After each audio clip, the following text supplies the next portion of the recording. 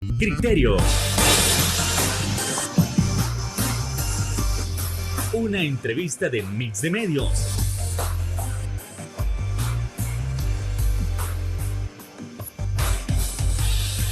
Que aborda frontalmente los problemas de El Salvador con los verdaderos protagonistas y plantea soluciones.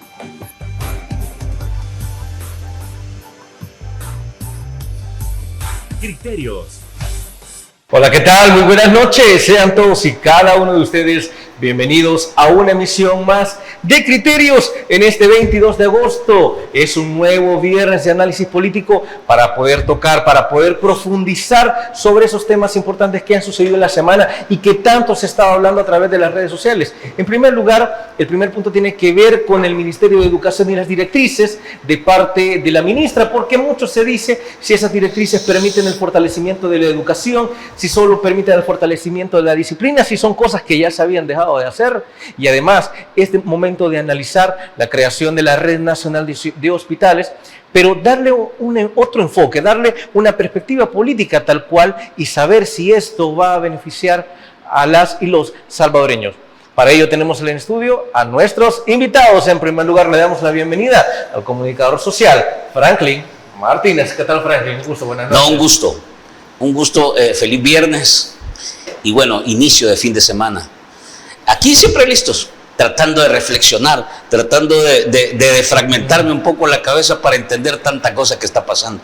Pero listo, Marvin, un gusto. Tal, buenas noches. Bueno, y es que también le damos la bienvenida a quien, si la cantidad de cabello decide la inteligencia, como muchos dicen, entre menos cabello y entre más corto lo tenga, pues entonces es más inteligente y es más sabio y se merece el Nobel de Literatura y el de la Paz. Bueno, Marvin Aguilar. ¿Qué tal, Marvin? Un gusto. Un gusto. Saludo a la audiencia de Canal 8. Que mucho se ha hablado precisamente de esas directrices y ese va a ser el primer tema con el que vamos a comenzar. Las directrices de parte del Ministerio de Educación. Para muchos es necesario, es evidente, se necesita limpieza, se necesita orden, es decir, se necesita disciplina. Pero eso es una batalla, es una guerra en las redes sociales. ¿Por qué? Porque así como hay quienes están a favor de estas medidas, hay quienes están en contra y dicen, mire, pero es que no confunde educación con disciplina, que la disciplina no va a hacer que usted tenga un conocimiento de calidad. Bueno, pero esos son puntos de debate, son puntos que hay que analizar.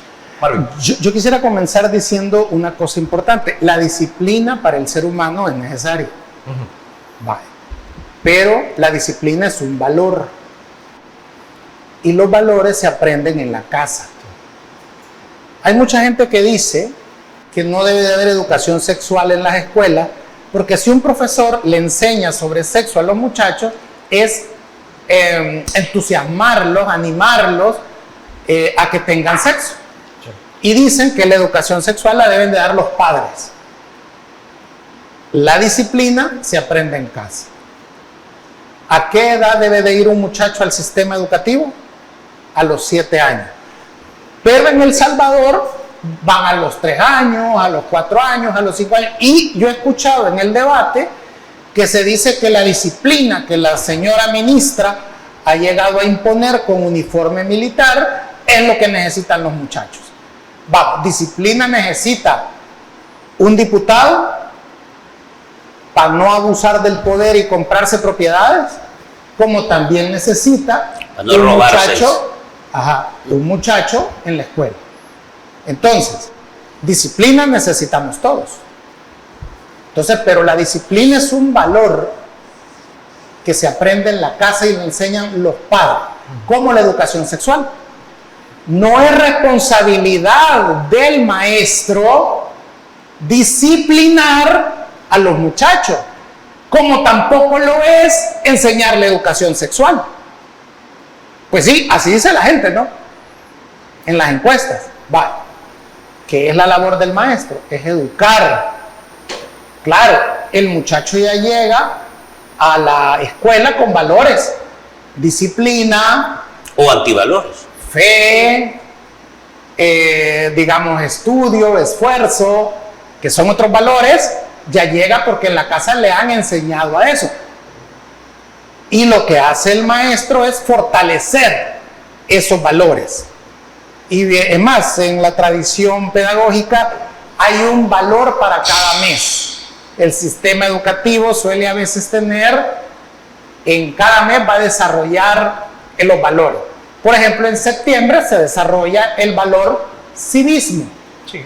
¿Verdad? Por ejemplo, porque es el mes de la patria y todo eso. Y que por cierto entiendo que siempre se ha hecho, ¿sí? Claro, hay una semana, todas las escuelas tienen una semana cívica, todas las escuelas para contarles una historia que no es cierta. arman un altar cívico en las escuelas. Vos más que nadie puedes saberlo. Claro, algunas escuelas tienen bandas estudiantiles, otros participan en los desfiles, hay 3 desfiles. Esa es una tradición. Para los niños de primaria, los niños de básica y los niños de bachillerato.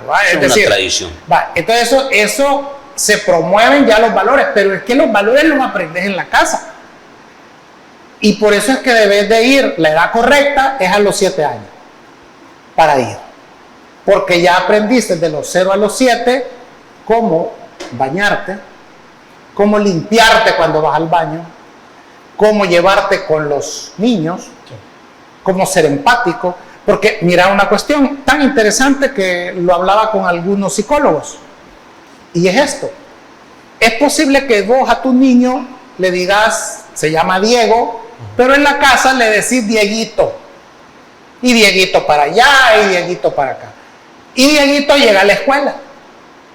Y allá le preguntan sus compañeritos, ¿y cómo te llamas? Dieguito. Y va a haber un tipo que en su casa lo golpean, un niño que lo golpean, que lo maltratan, que está abandonado. Él va a decir que se llama Mario. Porque para él no hay Marito, es Mario. Y se va a burlar de Dieguito. Y le va a decir, ay, Dieguito, Dieguito, Dieguito. Y lo va a acusar de la clásica maricón. Eso te pasa en la escuela. Entonces lo que hay que enseñarle a Dieguito es a que procese ese encontronazo con Mario, que no tiene las mismas condiciones y valores en su casa.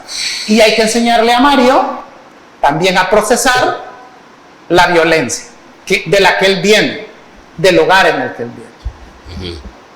Entonces, el punto es que si vos creces con apego, vas a saber que cuando ves a otro, tenés que ser empático. Pero si creces en un hogar inestable, donde si tu papá llega bueno, hay problema, y si tu papá llega borracho, hay problema, y si tu papá no dice nada, es porque ya va a estallar esto. Entonces, lo que aprende el niño es a sobrevivir, no a ser empático. Entonces, esos problemas que ahí están, que se llaman salud mental, y que el salvadoreño tiene una debilidad mental cuando tiene 5 años, cuando tiene 10, cuando tiene 15, cuando tiene 40, cuando sos diputado y cuando sos ministro, tienen un gran desequilibrio emocional, es el problema de este país. Y es en lo que debería de enfocarse, digamos, entre otras cosas, el sistema educativo, que es a procesar las emociones que tenemos los salvadoreños. Porque el gran problema del salvadoreño es que no sabe cómo procesar o controlar sus emociones. Entonces, por eso mata a alguien por un parqueo, por eso hace cualquier cosa por un teléfono celular, por eso es violento, por eso es malcriado, por eso la ira y el odio que ves en redes. Por los celos. Exactamente, por eso ves la violencia. Entonces, es decir, eso es lo que debería de enfocarse el sistema educativo. ¿Lo va a resolver yendo la ministra uniformada? No, porque ese sistema que se conoce como pedagogía taylorista, tomada de Frederick Taylor, que agarra el modelo de fábrica para ponerlo en la escuela, es rígido y memorístico. El Salvador tiene 200 años con ese sistema educativo y no me puedes decir que ha funcionado. Entonces yo hubiera esperado, lo decía hoy en la mañana, que la ministra llegara con un libro de Paulo Freire. Porque lo que tenía que hacer la ministra es explicarnos cuál va a ser el sistema educativo. Hay sistemas, no tiene idea de eso. Sistemas rígidos, memorísticos, dictatoriales, como el que ha tenido El Salvador, y lo tienen otros países. Sí. Pero también hay sistemas como el de Finlandia, como el de los países más civilizados, que son más democráticos, que ayudan a procesarte las emociones, te desarrollan la creatividad. O sea, la ministra no nos ha dicho si va a volver a poner educación física, que la quitaron de la escuela, y la va a volver a poner, porque tenemos un problema de sobrepeso y tenemos un problema de obesidad y tenemos que ese problema está generando cáncer. ¿Vea? En el sector público quitaron la educación física. Sí, no hay deportes. Eso es una decisión de la escuela si lo hace o no lo hace. Entonces, ves, la ministra no nos ha dicho que va a poner artes, porque el arte ayuda a desarrollar la creatividad. La maestra ministra no nos ha dicho de que va a poner matemáticas como el fuerte para que el salvadoreño dentro de, no sé, 5 años, 10 años, sea potencia matemáticas. ¿Por qué meto la matemática? Porque en la actualidad los muchachos dicen que estudiar no sirve de nada. Y esa es una verdad a medias. Sí, porque solo hay 2 carreras en esta sociedad salvadoreña que pueden servirle a los muchachos a salir adelante, a encontrar un trabajo. Solo hay 2, las carreras médicas. ¿Por qué? Porque dentro de 25 años la mayoría de salvadoreños vamos a ser viejos. Entonces vamos a necesitar cuidados paliativos y todo eso. Entonces, no, el derecho no sirve para nada aquí, hombre. Y la otra carrera son las ingenierías. Vamos a ser viejos.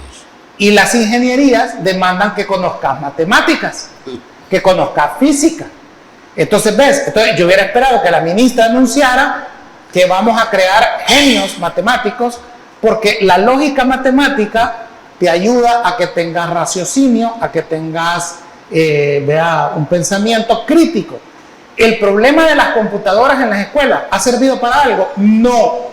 Y la ministra debe dar una explicación por qué y por qué dijo que no han servido. Por 2 cosas importantes. La prueba Avanzo, que antes era la PAES, no ha subido, es más, ha bajado unos digamos, milésimas, se ha bajado el promedio. Ha bajado el promedio de cómo era la PAES. Entonces quiere decir que ya tenemos varios años con computadora y no se ve la mejoría en la calidad educativa. Y nos estamos volviendo una sociedad más estúpida. Tenés el problema que los muchachos no leen, tenés el problema que no tienen capacidad de comprensión de lo que leen, y eso no es la respuesta que la ministra debe de dar.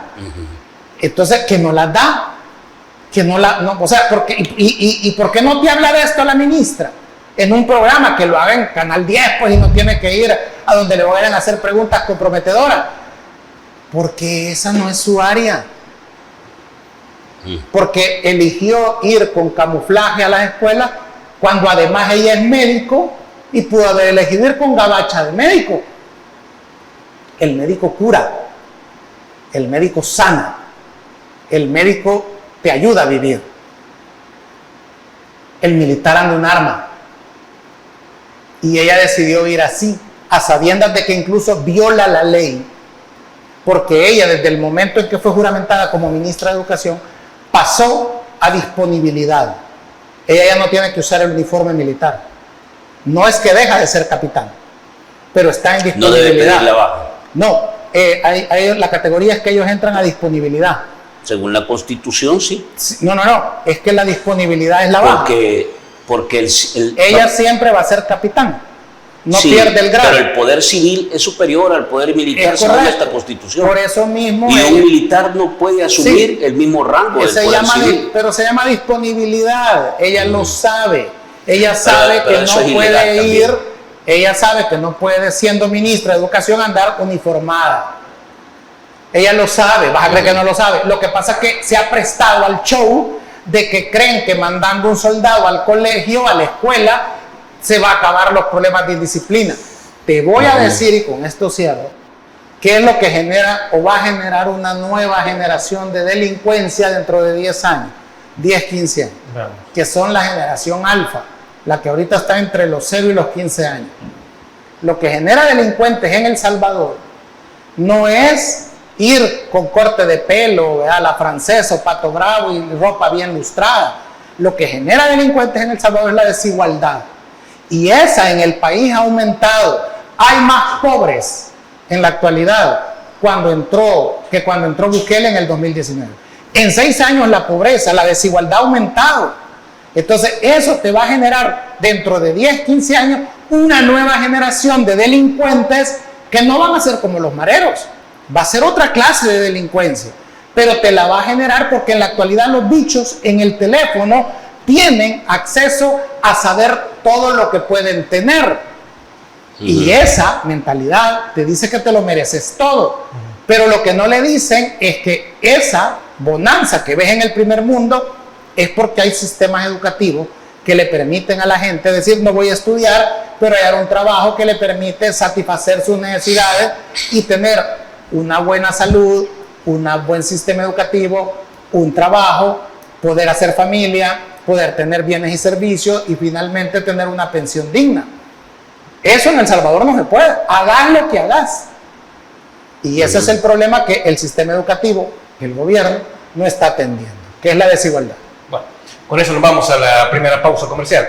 Regresamos en Criterios.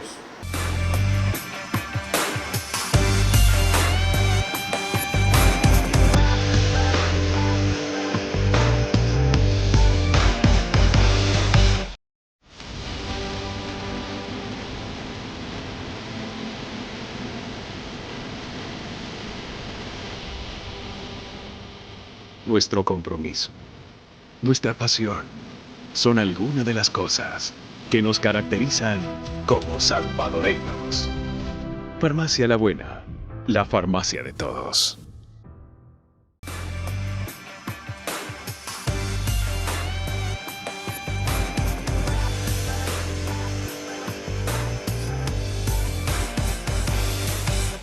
Gracias por continuar con nosotros en Criterios en este análisis sobre las medidas disciplinarias que ha establecido la ministra Carla Trigueros. Ahora bien, estamos hablando, Franklin, de que estas medidas disciplinarias son necesarias, número uno. Y número dos, ¿está de acuerdo con lo que menciona Marvin, de que estas medidas disciplinarias no van a terminar de resolver otros problemas? Mira, si me permitís, No. quisiera enfocarme en dos cosas. Es que siento que estamos discutiendo, distrayéndonos Okay, en aquellas cosas que nos quieren poner a distraernos. Vale, lo primero que te quiero plantear es esto. Uno tiene un dicho, Marvin, la primera presentación cuenta. ¿Ya? Lo primero que ves es lo que de alguna manera te refleja un arquetipo, digamos, que viene después. Entonces, uno mira a la capitana, a la militar, tratando de asumir un papel en el mundo educativo. Entonces, yo quiero, en primer lugar, hablarte de la primera impresión. Una semana creo que lleva la militar intentando meterse al tema de educación. Pues yo lo que veo son tres cosas ahí. Uno, me parece que ha asumido el papel y hay un concepto que se llama la botarga, ¿verdad? Yo creo que ella ha asumido el papel de botarga del buquelismo. Es decir, una figura que van a tratar de utilizarla para blanquear la imagen de los militares en este país. ¿Eso es bueno o es malo? Pues depende cómo lo utilices. Pero me parece que el primer rol que le han dado es blanquear la imagen de los militares en este país, porque ahí entra el segundo elemento. A mí me parece que el ejercicio de Bukele en este momento te ha ubicado a los militares en el nivel más alto de preponderancia de lo que implica su régimen. Estoy convencido que después de la propaganda, el elemento más fundamental y más estratégico para Bukele son los militares en este momento. Y entonces va a utilizar la imagen de una muchacha guapa, digamos simpática, salvadoreñistamente hablando, ¿verdad? Que se proyecta con, digamos, un éxito académico, y metiéndola en uno de los campos que es los de mayor impacto para modificar el pensamiento de un país, que es la educación.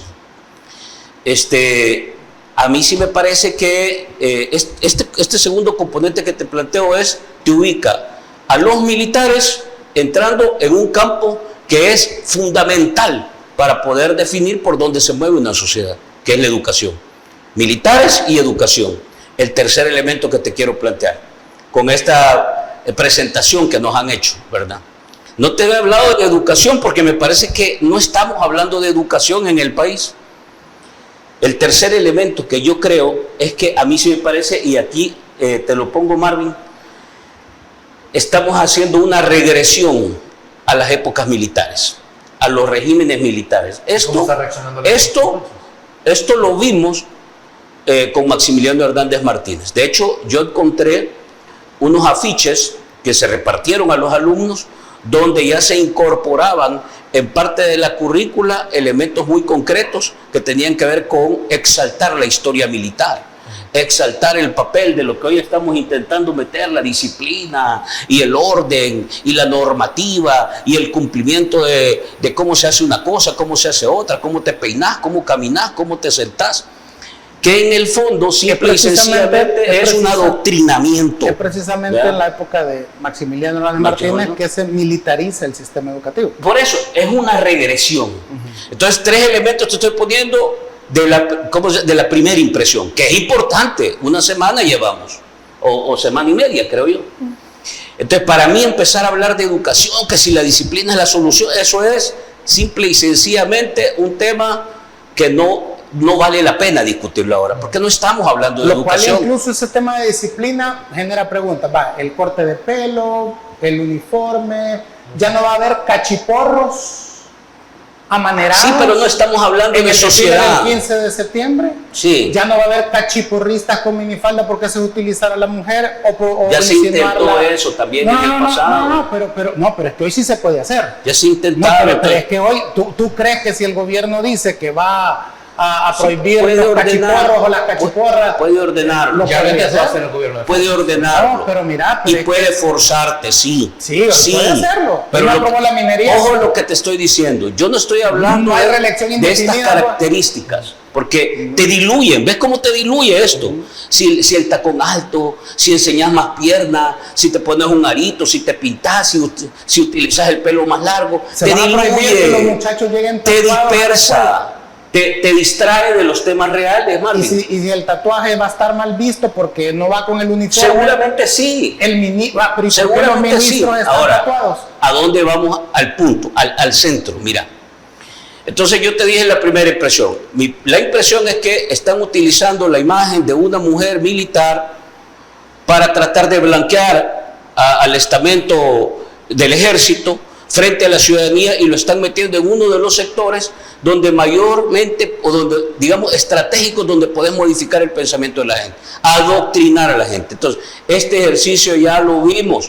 Bukele le mencionó que tenemos que romper paradigmas, nuevos paradigmas. No estamos rompiendo nuevos paradigmas, señor Bukele. Usted está repitiendo exactamente lo que hicieron los regímenes militares. Y le recuerdo, usted cada vez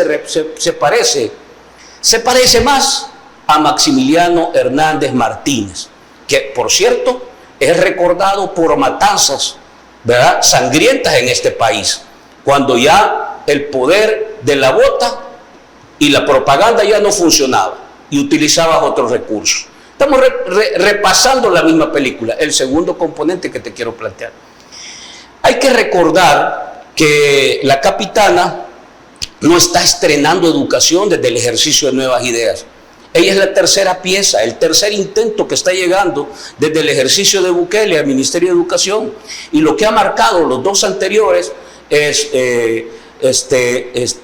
indicios de corrupción, enormes espacios de opacidad, problemas de diálogo y de conexión con el mundo educativo. Despidos de arbitrariedad e ilegalidad, complicaciones con el mundo del estudiantado. Tenés tanto así que la primera ministra tuvo que salir por la puerta de atrás. ¿Cuándo salís por la puerta de atrás? Cuando en realidad lo que has dejado es simple y sencillamente un chiquero. Y llega el segundo. Y el registro que deja, estoy hablando de los dos ministros de Nayib Bukele, que han estado en educación. Primero, Carla Ananía, y el segundo, el señor Pineda. La primera tuvo que salir por la puerta de atrás, escondida, nunca más dio la cara, con señalamientos de todo tipo. Y el segundo, simple y sencillamente pasó de noche, sin pena ni gloria, 7 años. A los 7 años viene y hace un nuevo intento. Está bien, todo presidente tiene derecho a nombrar ministros. Eso lo dice la ley, ¿sí o no? ¿Verdad? Aunque sea violándola, puede hacerlo, ¿verdad? Después el tiempo lo va a ubicar donde cada quien tiene que estar. Entonces, lo que debemos entender que no estamos inaugurando el mundo de la educación desde el enfoque de nuevas ideas. Son 3 ministros, 7 años, y ya lleva una buena deuda con este país. Hasta hoy, ni uno de los 3 ministros que ha pasado tocó fondo en función de los problemas estructurales que tiene la educación en este país. Tampoco ninguno de los 3 ha definido hasta hoy, con esta tercera que ha llegado, ha definido líneas estratégicas de por dónde debe pensarse la educación en este país. Y cierro con esto. Yo no creo que el tema de debate sea cómo te peinás, cómo te vestís, si llegás con el zapato limpio o el zapato medio chuco, con el pantalón planchado o no planchado, o medio despeinado, no. El tema es si vamos a abordar la educación sobre la base del adoctrinamiento o construir una sociedad de libre pensamiento. Esos son 2 enfoques que simple y sencillamente chocan, pero te definen para dónde querés ir. Hasta hoy, ese ha sido un dilema muy fuerte en materia de educación. Una educación que le apueste a una sociedad capaz de cuestionar la realidad, de confrontar la realidad, de señalar la realidad, de reconstruir y de reconvertir la realidad. O una sociedad que simple y sencillamente camine adormecida, mirando hacia abajo, con la cabeza agachada, esperando a ver quién le viene a resolver los problemas que hasta hoy nadie le ha podido resolver.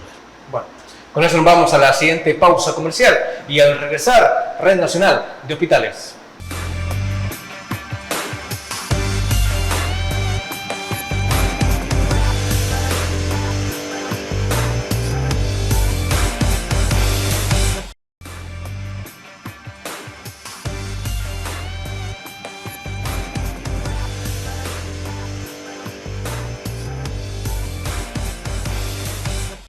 Gracias por continuar con nosotros y tal cual, a partir de este bloque es momento de trasladarnos de la educación al rubro de la salud, específicamente con la aprobación de la ley de la Red Nacional de Hospitales, que ha generado muchísima controversia, muchísimo debate, no solo entre analistas, sino también entre la misma ciudadanía, ya que no se termina de entender si esto realmente fortalece el sistema de salud, si esto significa una mejora en las condiciones, una mejora en la calidad, o si esto nos va a llevar, como algunos dicen, a una posible privatización en su momento. Positivo, negativo, ventajas o desventajas, ¿por qué se está haciendo? Por favor, Marvin Aguilar, coméntanos. Yo creo que el problema con la ley que se aprobó y que ellos prometen crear un nuevo sistema de hospitales, una red nueva, novedosa de hospitales, adolece primero de falta de discusión entre el gremio médico. Entiendo que no los han incluido. Sí, o sea, solo la aprobaron por el problema de que él, Nuevas Ideas, cree que como les han dado 57 diputados, ellos ya no tienen por qué preguntar. Rienda suelta. Pues sí, no pueden, ya no tienen que preguntar nada. La gente quería... Rienda suelta y cheque en blanco. La gente quería nueva red de hospitales y eso es lo que le han dado. Entonces, pero cuando ya entras a leer la ley o entras a preguntarte los cuestionamientos básicos es, lo que tiene el problema del sistema de salud es falta de dinero. Ajá. Entonces, si vas a fusionar los hospitales del Seguro Social con los hospitales de la red del Ministerio de Salud, pues lo que vas a hacer es usar, el seguro tiene como 950,000 afiliados, vea esas cotizaciones, y el Ministerio de Salud creo que dedica a los hospitales de su presupuesto como 500 millones. Entonces lo que vas a hacer es agarrar el dinero del seguro y el dinero del MinSal para que operen los hospitales que el único nuevo es el Rosales. Digo, nuevo en el sentido del edificio, ¿no? Porque el Rosales ya existía. O sea, no hay un nuevo hospital. El Salvador. Vea, pues sí, pero ese es más hospital escuela. Vea, ¿qué hospital para ir a internarte ahí? Ahí la gente no puede ir a pasar consulta ni nada. La gente la refieren ahí. Vea. Y es ahí donde están por ahora, fíjate, no sé si se veían los médicos extranjeros. Hay un aproximado entre 10 y 15 médicos extranjeros, Argentina, Colombia y Panamá, que están ahí, que son especialistas, sí, que son los que están ahí. Entonces, pues, o sea, ahí está el hospital escuela, que está bien que exista, yo no digo que no. Yo creo que es el primer modelo de subcontratación. Pero no hay digamos, un nuevo hospital. O sea, la red es la misma, los hospitales que ya están son los que van a fusionar en esa ley. Ahora bien, el problema es que si vas a usar el mismo dinero, vas a tener los mismos problemas, que son citas largas, vas a tener falta de medicinas o escasez de medicina, y vas a tener malos servicios que ya la población los presiente. Sí. Están proponiendo la telemedicina.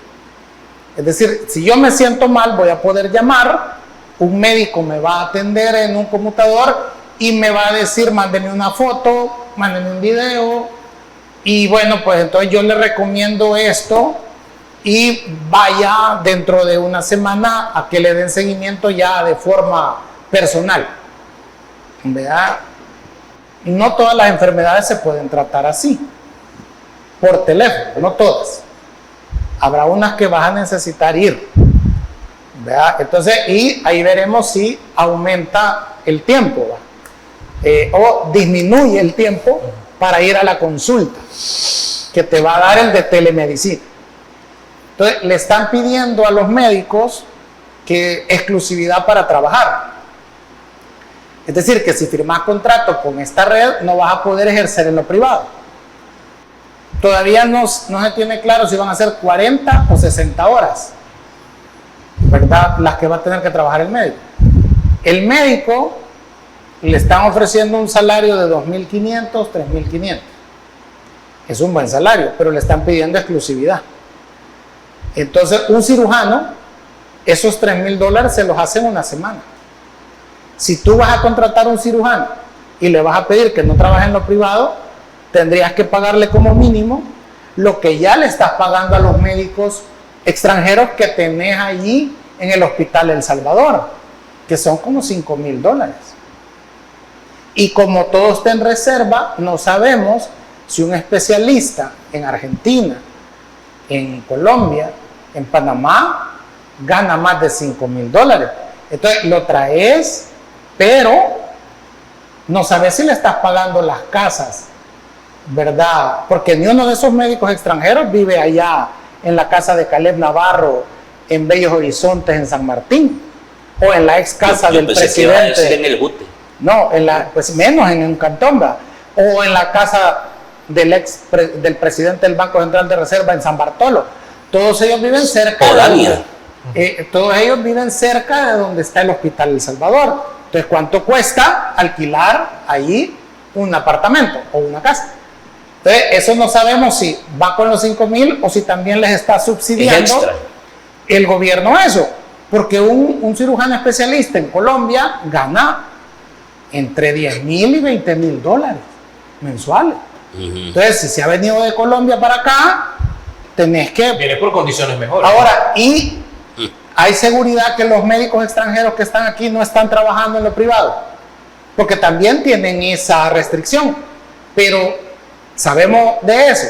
Entonces, ¿cómo vas a hacer para que sea cierto que no trabaja en lo privado? Vas a tener que determinar ¿cómo se llama esto? El Consejo Superior de Salud Pública lo vas a convertir en policía médica para que ande supervisando que efectivamente vos como médico no estás trabajando fuera de tus horas laborales. Está fuera de la película. Ya. En otra, ¿cómo se llama? Ya está fuera de la película. No, pero es que como está prohibido que trabajes, ¿y cómo vas a saber como gobierno que no estás trabajando en otra? ¿Sabes lo que vas a crear cuando prohibís? Vas a crear un mercado negro.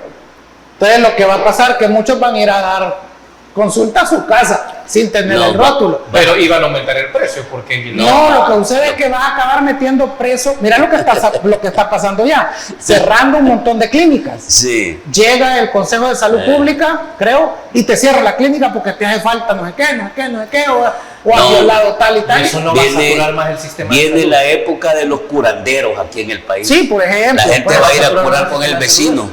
Te Sí. van a echar humo de puro y Sí. te van a frotar un ajo porque no vas a tener posibilidades por de ejemplo, encontrar ¿no? salud. Entonces, es decir, mira lo que Van acabas a de poner hacer una cosita roja. en este lugar donde se hacía, era clínica de sobarro, que cualquier persona que se doblaba un pie o le dolía algo iba ahí donde los sobadores. O sea, vamos a ver, Los sobadores y los sobados. esta idea del sobador es indígena. O sea, viene desde antes que vinieran los españoles. Es parte de lo que se conoce como medicina alternativa. Claro, un quiropráctico lo hará mejor, un quiropráctico estudia Sí. para eso. Estamos de Hay acuerdo. conocimiento ahí. Correcto, estamos de El acuerdo. otro es empirismo. Claro, entonces, ¿qué deberías de hacer en vez de cerrar la clínica del sobador? Ayudarles a que se hagan quiroprácticos. Porque, Sí, no, creo vea, porque mezclas lo que ya sabes con la experiencia ancestral, porque quiero aclarar, el sobador es algo ancestral en la cultura Sí. latinoamericana, es indígena.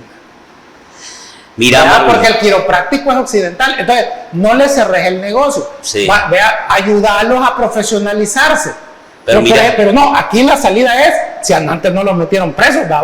Sí, o sea, pero- que hasta con suerte corrieron porque como aquí es cárcel para todo, ¿verdad? Entonces, ¿ves? Entonces, sí, cárcel y militar. la ley deja por fuera cosas como esta que debieron de haber sido debatidas para que no pasen atropello. Porque ese artículo que se ha hablado de la privatización obliga a De los esa puerta hospitales abierta. privados o clínicas privadas A prestar servicio. a prestar servicio, pero no te dice el artículo si te va a pagar o no. No te dice. Entonces, ¿a qué podemos estar expuestos? Les voy a recordar el tema de los chorros. Sí, ya ha funcionado, ya está funcionando. Se caen los chorros, ahí los cierran y se ordena una semana gratis de transporte. Viene Roberto Jaco en Santana y deciden no sacar los buses porque no se sabía claramente ¿De si qué le ibas estaban a hablando? pagar. Esa confusión, claro. Si le ibas a pagar, porque es un tuit y eso no es ley. Entonces lo meten preso y muere en la cárcel. Entonces, si hay una junta directiva de un hospital privado que diga, bueno, y está bien, ¿verdad? Y nos vas a pagar. ¿Cómo? Agarrame a estos vos, meterlos presos. Entonces los vas a meter presos a la junta directiva del hospital. Entonces, porque el punto es, denle, y si nos pagan, qué bueno, y si no nos pagan, también. Eso hablando de que tienen que estar disponibles 24/7 para... El SECOP fue la misma historia. El Claro, SECOP. claro. O sea, Los es decir, proveedores son la misma entonces, historia. eso, lo que te quiero decir es que eso genera, quiero aclarar algo. Brevemente. La salud debe de estar a disposición del pueblo, estamos de acuerdo. Sí. Pero acordate que, Eso según la versión de no, qué? pues, según la Constitución, No, porque está aquí bien, te gobierna un también equipo que está debes de viendo la tener- plata, no está viendo pero al paciente. tenés que ver claramente en la ley que vas a pagar esos servicios. Porque Sí. ahí no dice que lo vas a pagar. Mira, yo tengo una lectura con, ¿Me con lo que he comprendés? visto. O sea, eso genera inseguridad jurídica, pues. Sí. Porque entonces los dueños de hospitales, alguien en una clínica, lo que sea, ya sabe que si le ordenan, dalo, y si no va preso. Porque es que ese es el punto. Como metieron preso a todos los de los buses, hoy van a meter preso a los de los hospitales. ¿Por qué? ¿Por qué quiere eso? Porque puede llegar un momento en que la polarización en el país va a hacer que, digamos, el sector salud pueda parar, Sí. ¿verdad? Pueda parar. Vaya, va a parar, no importa, porque pongo a trabajar a los privados, Obligados. obligados. ¿Va? Mira, yo tengo una lectura porque lo que te da la ley no va al fondo del tema salud. Aunque para eso me encantaría darle su propio espacio, Franklin. Ah, Así vaya, que primero vamos a trasladar a una pausa. Nos vemos el otro viernes. Bueno, regresamos en criterios.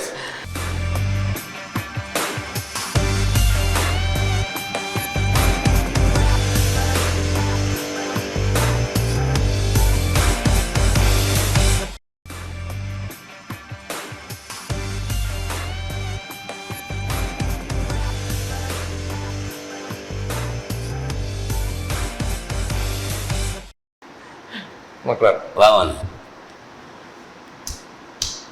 Gracias por continuar con nosotros y ahora sí nos trasladamos con el análisis respecto a la red hospitalaria con Franklin Martínez. Continuamos. Mira, así como hablamos con Marvin ahorita, que yo pensé que me estaba mandando ya a mi programa. Váyase a su propio espacio. Sí, cualquier aclaración en el barcito. Allá vaya a aclarar cosas, aquí no. Miren, no, ya en serio. Yo veo que los ajustes que se han hecho no van en el fondo, no es lo que la gente está pidiendo. Fíjense bien, no es lo que usted está demandando, que es más medicamentos en los hospitales, que las citas sean oportunas, es decir, tú tenés un problema y debe de atenderse en tantos días, no en 6 meses, en un año, no. Que la atención del médico sea humana, ¿verdad? Que te dediquen el tiempo necesario, que la salud llegue lo más cerca de donde está la comunidad, que se atienda el tema de salud preventiva. No se ha abordado eso, me parece. Lo que me parece que se ha hecho es un ajuste en el formato de la administración. Y en esto te quiero llevar a la práctica. Tú lo decías, Marvin, pero yo te lo voy a poner así, mira. Este sería el 10º ejercicio piloto que impulsa el gobierno de Bukele con esta modalidad. El 10º en 6 años. En 7 años ya, corriendo 7 años, es que está corriendo 7 años. Este sería el 10º ejercicio o el modelo de cómo ellos conciben que debe funcionar el recurso público y cómo deben administrarlo. Esta es la modalidad que ellos se han creado. Me imagino que tienen un asesor que era experto en discotecas y otro tipo de negocios y han aplicado esto al ejercicio público. Lo que han hecho hoy con la ley de la Red Nacional de Hospitales, lo han hecho con la DOM, lo han hecho con Constructores El Salvador, lo han hecho con la Chivo Wallet, lo han hecho con Andrés, lo han hecho con, ¿cuál es otra?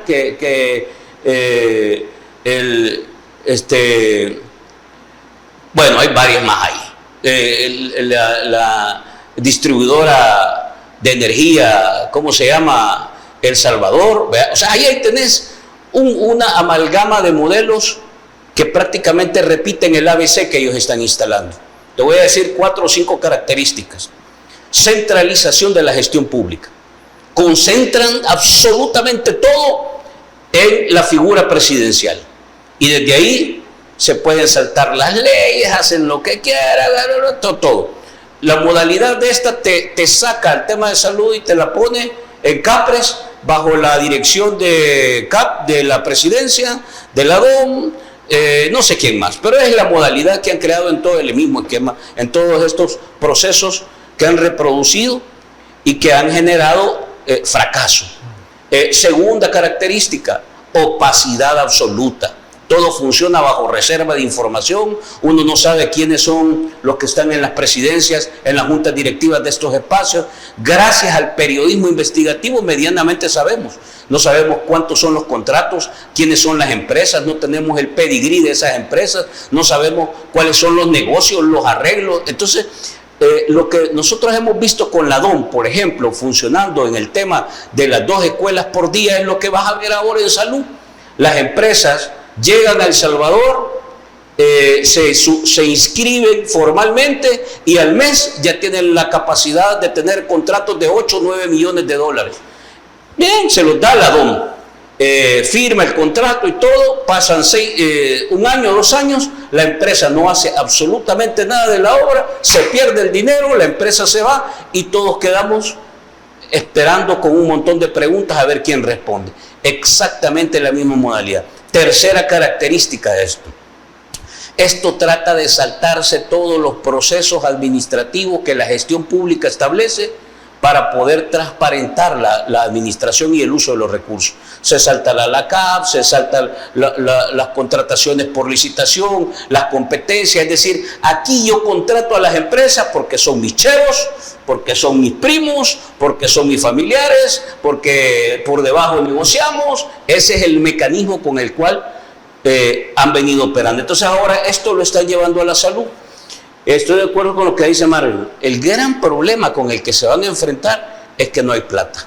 No tienen plata. De hecho, lo que establecieron hoy que se aprobó es que el ministro de Hacienda dijo que iban a ir donde el ministro de Hacienda a buscarle fondos a la ley para hacerla funcionar. Hasta hoy, de todas estas experiencias, 10 que yo he contabilizado, donde va la DON, Constructora El Salvador, la de los mercados, la de la basura, Andrés, etcétera, etcétera, etcétera, ni una ha funcionado. Porque y el mejor ejemplo es el problema de falta de financiamiento, ¿no? No solo eso, es corrupción, claro, es el mal manejo claro, de recursos, es que yo te doy porque sos mi chero, sos mi primo, ahí movete, hacer, y la centralización. Créate una empresa ahorita, ¿verdad? No importa que no tengas experiencia. Al mes. Te damos el contrato. Vaya. Sí, entonces, esto va a invadir la salud en este momento.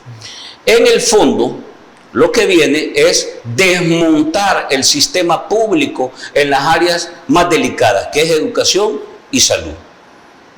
En las áreas más delicadas. Eso va a dejar una fragilidad social, y lo que abordábamos al inicio, que vos hablabas, que en la educación debería ser un tema principal, en materia de gestión pública debe ser la prioridad, que es romper los marcos de desigualdad que tenemos, atacar de verdad la pobreza, trabajar en función de que el Estado, el aparato público, ponga sobre la mesa primero al más desprotegido. Eso simple y sencillamente no va a operar. Y lo que va a operar ahora es un ciclo de negocios donde el aparato público que está en el poder va a hacer y deshacer a su antojo, capricho y medida. Los sectores que van a ser inicialmente afectados son el sector de salud, médicos, enfermeras, todo lo que hay ahí. ¿Por qué? Porque ahí rompen los derechos laborales, los van a querer contratar por 6 meses, sin derecho a nada, si no te gusta andate. Yo creo que lo que vas a tener aquí es un desplazamiento. Yo creo que los médicos de verdad se van a ir del país. Van a ir a buscar trabajo a Guatemala, pueden operar en lo privado. No van a operar aquí porque y esa no los van a situación de permitir ofrecerle operar. nada más contratos por servicios profesionales, eso no le da estabilidad laboral a nadie. Sí, así es. Sí. Es que no quieren que alguien se sienta con ley de salario, se sienta fijo, porque te puede armar un sindicato, te puede armar una huelga, te puede generar una situación de disconformidad, y ya con eso se te paralizó eso. Hay otro elemento ahí también. Vamos, yo quiero introducir este tema, porque para reforzar tu tesis de que esto va a ser como todo eso que han creado y que ha tenido problemas. Y en el caso de la salud... Revisarlo si te das cuenta. Correcto. Y en el caso de la salud hay un problema todavía más complicado, Franklin, que es el financiamiento. Vamos a decirlo algo. La salud es cara en todo el mundo. Lo que pasa es que los países desarrollados la subsidian con petróleo. Pero es el mejor gas, negocio. todo. Claro. Pero es negocio. Si yo lo veo como negocio, es negocio. Como lo ves en Estados Unidos. Aquí que en también, Estados Unidos es... Estos políticos así lo ven. Sí, pero lo que sucede es que el punto es este. Veamos Costa Rica, con la caja, que es como el seguro social. Allá solo hay un solo sistema de salud, que es la caja. Pero ¿qué es lo que pasa? El costarricense, que tiene un sistema, digamos, un sistema educativo mucho más mejor que el nuestro, tiene la conciencia o la cultura de que tiene que pagar algo al sistema. En Costa Rica te hacen un estudio socioeconómico para saber que vos podés pagar 5 pesos, 10 pesos, 50 pesos, de acuerdo a tu ingreso, a la caja. Y el costarricense tiene la cultura de que lo paga, porque tiene la conciencia de que la salud, pues el dinero tiene que salir de algún lado. Algo más, la gente recibe una respuesta de eso que paga. ¿Quiere decir en Costa Rica que si yo no puedo pagar no recibo salud? No, la recibís, pero hay conciencia de que los que pueden pagar, aunque sea $5, pagan. En El Salvador no. En El Salvador no hay cultura de que yo tengo que pagar algo, aportar algo para el Hospital San Juan de Dios o el Rosales, que es el que me va a atender cuando yo llegue mal. Y fíjate bien, cuando llega Funes, si te acordás... Hay un sistema tributario más bien. Ya voy, es que espérame, déjame terminar. El punto es este, cuando llega Funes se pagaba $1, ¿te acordás? Y lo que hace el FMLN es decir, ya no se va a pagar. Y eso es un derecho conquistado. Si hoy me decís que me vas a hacer un estudio socioeconómico para pagar, estoy retrocediendo en derecho. Claro. Entonces, vos decías yo sistema tributario, vamos a ese punto. Si te fijas, el viceministro de Hacienda parece que dijo que se iba a ampliar, no iba a haber nuevos impuestos, pero sí va a ampliar la base tributaria. Qué bueno. ¿Qué quiere? Espérame, ¿qué quiere decir? Es que estamos hablando de que el salvadoreño tiene un nivel educativo de 7º grado y un coeficiente intelectual de 90. Si tuvieras un nivel educativo de bachillerato como promedio y un coeficiente intelectual de 107, la gente diría, sí, hay que pagar la salud. Ya sea que me pongas una cuota o ya sea que amplíes la base tributaria, que eso significa que la señora de la tienda que no paga, le van a ir a hacer el estudio socioeconómico de cuánto tiene que pagar hoy por la tienda. ¿Cuánto es lo que manejan las tiendas al mes? No, la tiendita, es 4 millones de dólares al mes. Es toda la informalidad lo que estás hablando. Que es el 80%. Este mismo cuento pero esa vinieron gente con el no Bitcoin, paga. no lo hicieron. Claro, pero esa gente, lo que te quiero decir, no paga. Pero ¿sabes todo lo que pagaba la gente en extorsión? Y que hoy no lo paga. Y el gobierno sabe que tienen esa capacidad de pago. Entonces quiere decir que hoy ya no le vas a pagar al marero, pero tenés que pagar para la salud. Entonces, está bien.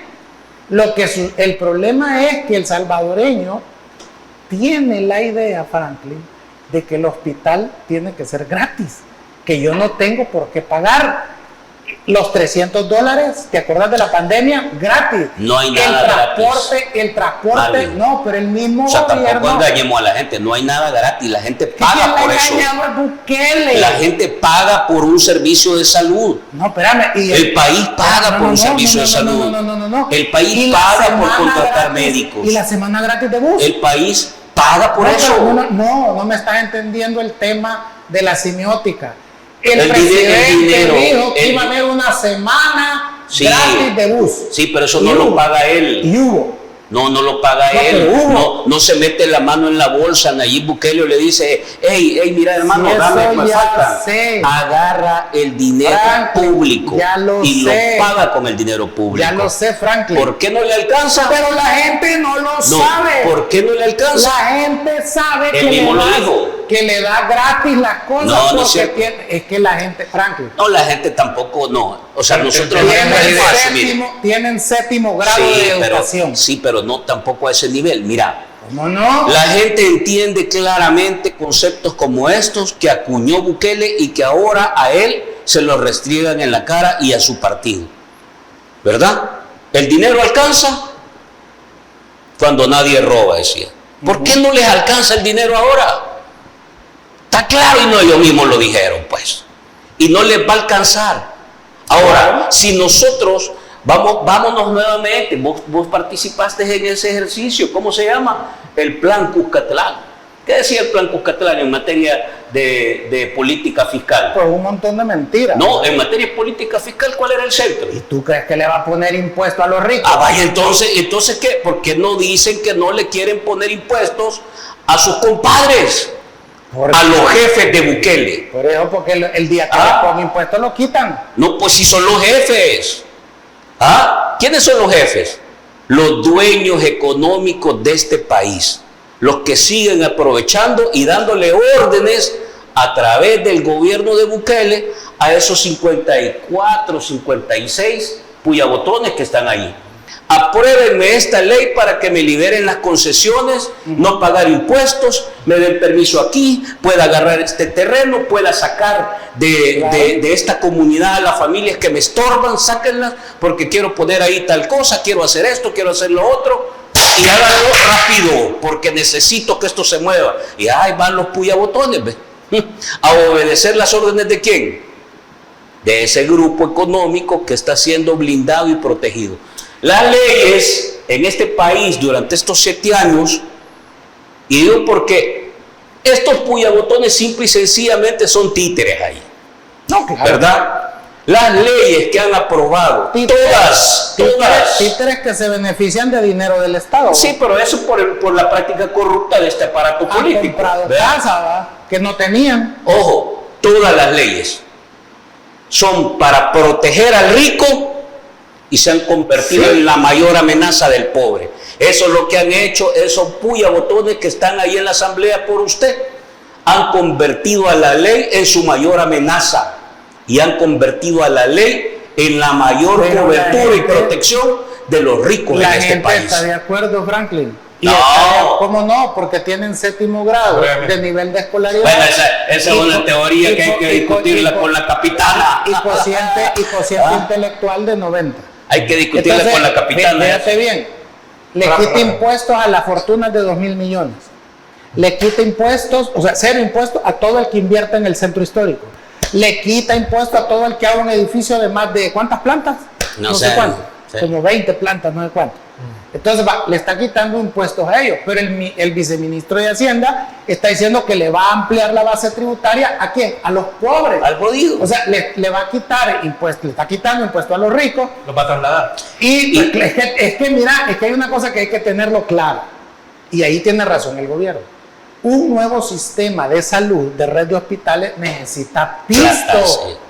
Para que sea bueno y efectivo. Pero lo que sucede es que tenés que decidir como gobierno a quién le vas a quitar esa plata. ¿A los ricos? Sí. ¿O a los pobres? Pero ojo, Marvin, plata ha entrado a este país. No, claro, si tiene 7 años. 13.000 millones. 14.000 millones está llegando ya el último dato. La deuda, pero lo que te quiero decir es algo. Más la bolseada que le pegaron a las pensiones. ¿A quiénes son? Ahí va en esa Termina la idea rápidamente. Por ejemplo, ¿se acuerdan de la cena que tuvo en Casa Presidencial? Ya no está censurado. Pero déjenme terminar, pues. ¿Cómo se llama? El punto es este. ¿Se acuerdan la cena que tuvo en Casa Presidencial? Sí. Por los ricos.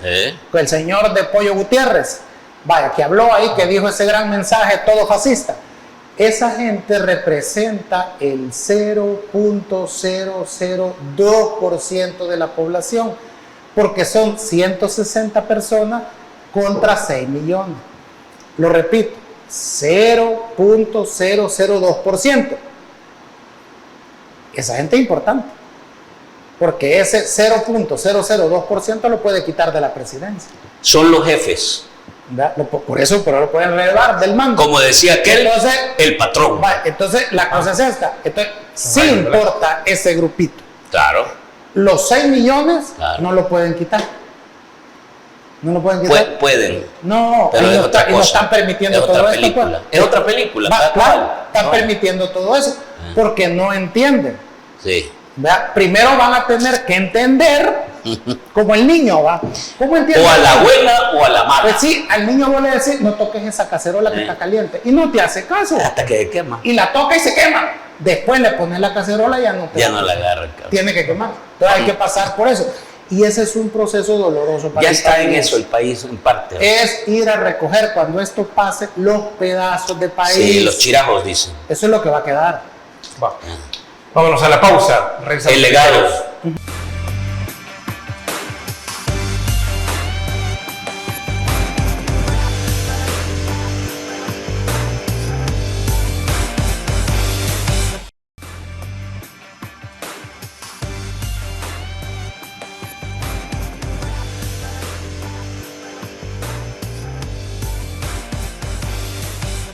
No hay tiempo para más, nos despedimos de nuestros invitados. Franklin Martínez, ha sido un placer, caballero.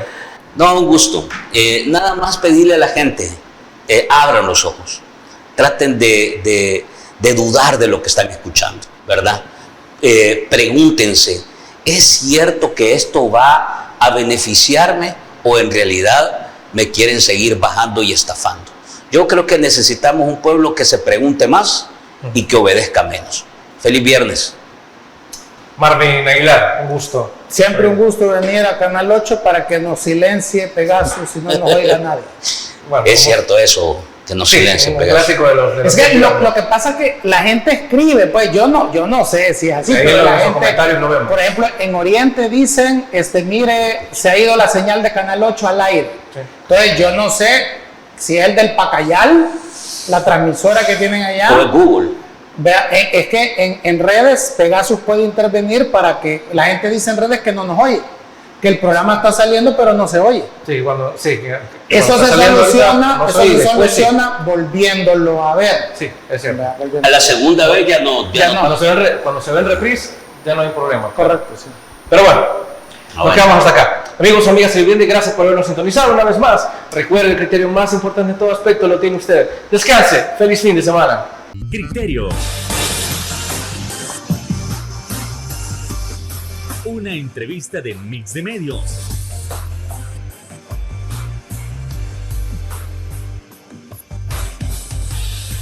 Que aborda frontalmente los problemas de El Salvador con los verdaderos protagonistas y plantea soluciones.